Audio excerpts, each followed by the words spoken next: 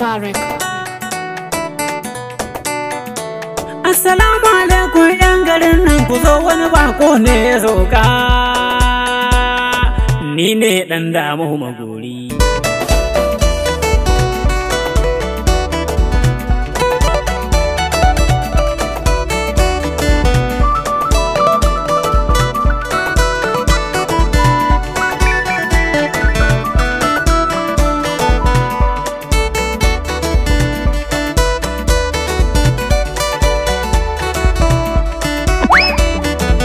Sauka da magunguna ne abun al'ajabi ba iyaka. Ku zo ku yi kallo kar ku damu, kai kallon more idan ka. Sai ku yi mun ciniki na gaske tunda na sai na zo da kaka. Na san dai dawa gyaɗar ku da wake kun kawo su.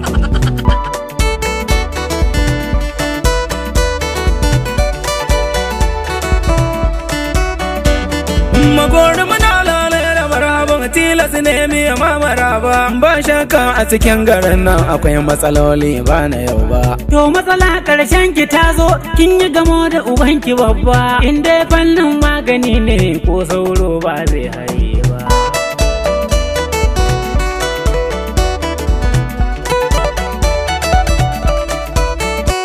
A cikin kananun magani na wannan shi ne sanda auta. Dan shi in ka sa gona awa biyu dawa za ta nuna.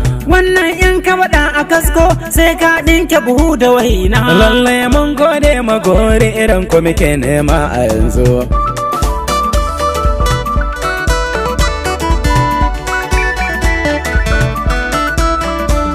Kai na taɓa tonar rijiya ni kaɗai da tago ta gaba talatin. Kwana na 70 a kogo da fatar mai sanai burgo.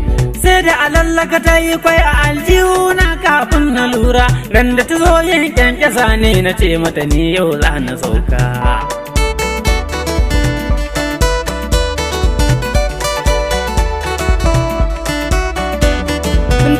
To Malam Magori ga sarki can na kiranka. Na san zai yaba ƙoƙarinka idan ka ci sa'a har da kyauta.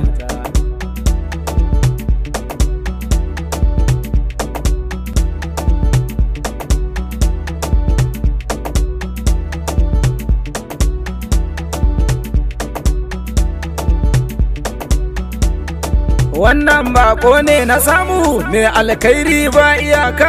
Aini mako ina da matsala to shi kenan tun daga ka. Jiya ma harshen wani ne ya gurde, na je na gyara shi ɗazu. To shi ne na shigo garin nan in taimaki al'ummar ka baba. Wannan irin aiki kake yi akwai matsala ta ba ta yau ba. Zuwan ka garin nan arziki ne ni ne mai riba fa babba. To ni fannin kama kura kwararre ne ni tun a dauri. Shiga rami bai bani tsoro ko ya fi kilomita 30. Akwai wata bauna ma da na kashe to har yanzu ƙahonta na nan. To ni dai Malam Magori ina da azurfata ta gado rashin ta guri na ja'iba ce.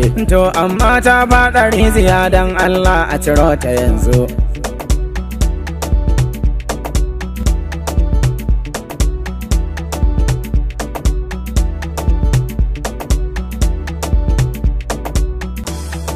To ai da kun mun bayani tun jiya da na zo a shirye.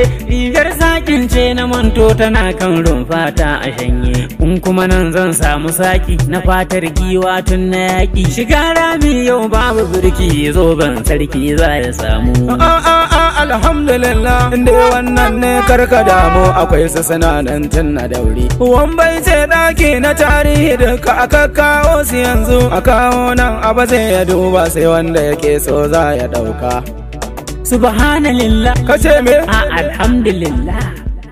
Alhamdulillah.